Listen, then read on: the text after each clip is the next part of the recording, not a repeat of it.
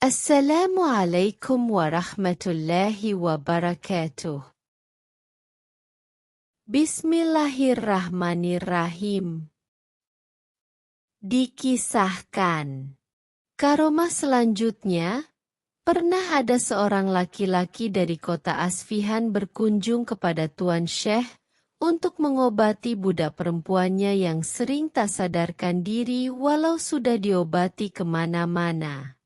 Kala itu, Syekh Abdul Qadir berkata, "Ini gangguan jin dari Goa Sarandip. Namanya jin Hanis. Apabila ia sakit lagi bacakan di telinganya, 'Hai jin Hanis, Syekh Abdul Qadir, semoga Allah meridainya, Al-Fatihah. Yang tinggal di Baghdad mengatakan kepadamu, jangan kembali kalau tidak ingin binasa.' Tak lama laki-laki itu pula dan tidak datang lagi. 20 tahun kemudian, si laki-laki datang lagi menghadap Tuan Syekh. Ketika ditanya, ia menjelaskan bahwa apa yang disarankan Tuan Syekh sudah dilaksanakan dan penyakit pun sembuh sampai sekarang. Bahkan sebagian tabib ahli jiwa berkomentar, selama 40 tahun, kami menetap di Baghdad, tepatnya selama hidup Tuan Syekh Abdul Qadir, semoga Allah meridainya, Al-Fatihah. Di sana tidak ada seorang pun yang menderita sakit jiwa. Namun, setelah beliau wafat penyakit itu menjangkiti lagi. Dalam karomah lainnya, ada 3 orang guru dari negeri Jilan datang berziarah kepada Tuan Syekh. Sewaktu masuk rumah Tuan Syekh, mereka melihat kendi yang tidak menghadap kiblat dan seorang pelayan yang berdiri di sisi Tuan Syekh. Kemudian mereka saling memandang seperti sedang menunjukkan sikap tak senang kepada Tuan Syekh. Sebab kendi yang tidak menghadap kiblat dan seorang pelayan yang berdiri di sebelahnya. Syekh Abdul Qadir lantas meletakkan kitab yang ada di tangannya terus memandang kepada mereka dan kepada pelayan. Saat itu juga sang pelayan meninggal.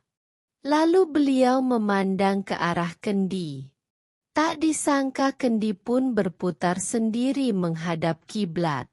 Karomah lainnya dikisahkan bahwa Abul Mudhaffar Hasan bin Tamimi al-Baghdadi yang merupakan seorang pedagang, datang kepada Syekh Hamad bin Muslim bin Darwah ad-Dabbas. Semoga Allah memberi rahmat keduanya.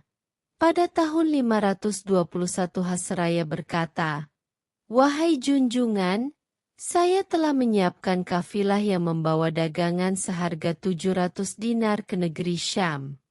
Syekh Hamad berkata, "Kalau kamu pergi pada tahun ini kamu akan terbunuh dan daganganmu dirampas." Setelah itu, Abul Mudhaffar keluar dari Syekh Hamad dengan membawa perasaan sedih. Di perjalanan, ia berjumpa dengan Syekh Abdul Qadir. Semoga Allah mencurahkan keridahan kepada beliau, Al-Fatihah, yang pada waktu itu masih berusia muda. Abul Mudhaffar lantas menceritakan apa yang dikatakan Syekh Hamad kepada dirinya. Syekh Abdul Qadir pun berkata kepadanya, "Pergilah, niscaya engkau akan selamat dan pulang membawa keuntungan." Apa yang dikatakan Syekh Hamad, akulah yang bertanggung jawab. Abul Mudhaffar pun pergi ke negeri Syam. Dan ternyata benar saja, Abul Mudhaffar bisa menjual dagangannya seharga 1000 dinar. Pada satu hari, tepatnya di wilayah Halab, Abul Mudhaffar masuk WC untuk menunaikan hajat. Ia kemudian meletakkan uang yang 1000 dinar di gantungan WC. Rupanya, ketika keluar WC, ia lupa akan uangnya. Sesampainya di rumah, karena mengantuk dirinya tidur. Dalam tidurnya, Abul Mudhaffar bermimpi berada dalam kafilah yang didatangi orang-orang Arab pedalaman yang merampas hartanya dan membunuh semua orang yang dibawa kafilah itu. Ada pula orang Arab pedalaman yang menghampirinya dan membunuhnya dengan pedang. Seketika ia terbangun sambil gemetar ketakutan dan menemukan bekas darah di lehernya disertai rasa sakit yang teramat sangat.